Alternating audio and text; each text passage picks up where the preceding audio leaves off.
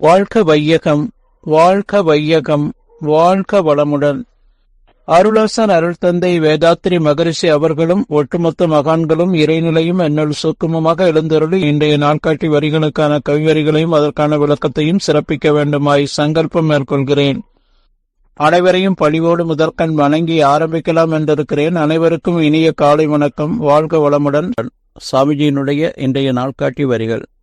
எந்த நிகழ்ச்சியானாலும் முடிந்தவரை ஏற்று தன் கடமையாற்றுவோம். பின் அதனால் என்ன விளைந்தாலும் ஏற்றுக்கொள்ள தயாராக இருப்போம் என்று சாமிஜி இந்த நாள்காட்டி வரிகள் கொடுத்திருக்காங்க. இதற்கான கவிதை வரிகள். ஏற்பின்றி தீயண்டா பவ இருப்பு இன்றேல் ஒரு துன்பமரா இறையமைப்பு ஏற்புவினை ஈர்ப்புகளின் பதிவாகும் எவர் மூலம் ஒரு துன்பம் வந்தபோதும் ஏற்புக்கொள்வோம் வினைப்போக்கு மருந்து ஈதே என்று எண்ணத்தில் கடமையாற்றும் விழிப்பு வேண்டும் ஏற்பு பிற தூண்டுதலுக்கு மனமுயர்த்தி ஈகை பிற நலத்துக்கும் செய்தே வாழ்வோம் என்று ஒரு கவிதையில கொடுத்திருக்காங்க. இன்னொரு கவிதையில பிறருக்கு பின்னும் துன்பம் இழைக்காமல் பெருநோக்கில் தான் வாழ்தல் ஒழுக்கமாகும் பிறருக்கும் நல்வாழ்வளித்து தானும் வாழும் பெற்றையே அறமாகும் நோன்பாகும் பிறர் உணர்ச்சி தன் உணர்வோடு இணைந்து இயங்கும் பேரியக்க நிலைவுணர்தல் ஞானமாகும் பிறர் துன்பம் துடைத்தற்கே தன் வாழ்நாளை பேரறிவோடு அர்ப்பணித்தல் தொண்டு ஆகும் என்று இந்த 2 கவிதையை கொடுத்திருக்காங்க. சுவாமி நாள்காட்டி வரிகள் என்ன சொல்றாரு? எந்த நிகழ்ச்சி ஆனாலும் முடிந்தவரை ஏற்று தன் கடமையாற்றுவோம். பின் அதனால் என்ன விளைந்தாலும் ஏற்றுக்கொள்ள தயாராக இருப்போம் என்று இந்த 2 வரிகள் கொடுத்திருக்கிறாங்க. இதற்கு உதாரணம் சாமிஜி அன்பொழி அந்த இறை உண்மையை பிரிண்ட் பண்ணி அவங்க இலவசமாக அந்த பேருந்துகளில் ஆரம்ப காலகட்டங்களில் அவங்க கொடுத்துட்டு வந்தாங்க. அப்போ ஒரு முறை கையில் இருக்கிறத ஒரு சீட்டில் வச்சுட்டு கீழே இறங்கிட்டாரு மறந்தாப்புல. சாமிஜி திரும்ப அதே வண்டியில் ஏறும்போது என்ன சொல்லிட்டு இருந்தாங்கன்னா, இவர் ஒரு பைத்தியக்காரன், இப்படி தான் இதை கொடுத்துட்டே இருப்பார் அப்படின்னு சொல்லிட்டு அதை ஒருத்தர் கிழிச்செறிஞ்சாராம். அப்போது சாமிஜி கண்கூட அதை பார்த்த உடனேயும் எந்த பதற்றமும் அடையாமல் அவங்கள வாழ்த்து காப்பு போட்டு வளர்த்தது தான் இந்த மனவளக்கலை. என்ன சூழ்நிலையில் என்ன பாதிப்புகள் ஏற்பட்டாலும் ஆடியாரில் சுவாமிஜி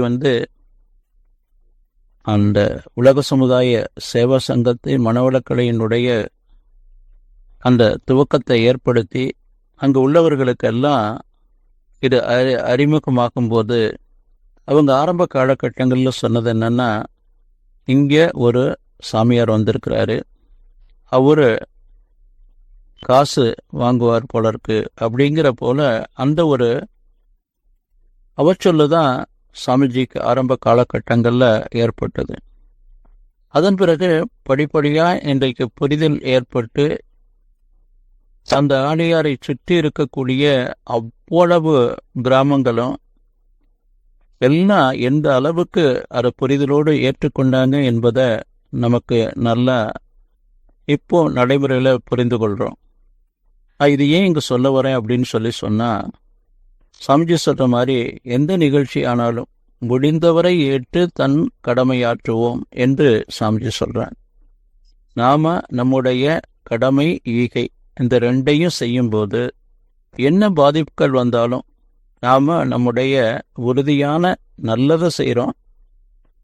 அதனால் நமக்கு என்ன விளைந்தாலும் சரி, அந்த உறுதி நமக்குள்ள மனதில் இருந்தது அப்படின்னு சொன்னால் இந்த இறை பணியை நாம் தொடர்ந்து தொண்டு செய்து கொண்டே இருக்க முடியும்.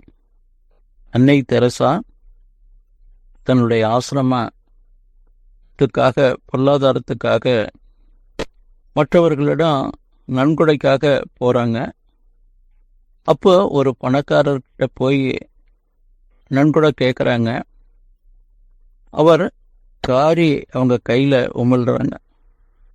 அப்படியே பொறுமையாக அதை ஏற்றுக்கொண்டு, இது எனக்கு கொடுத்துட்டீங்க, என்னுடைய ஆசிரம குழந்தைகள் எல்லாம்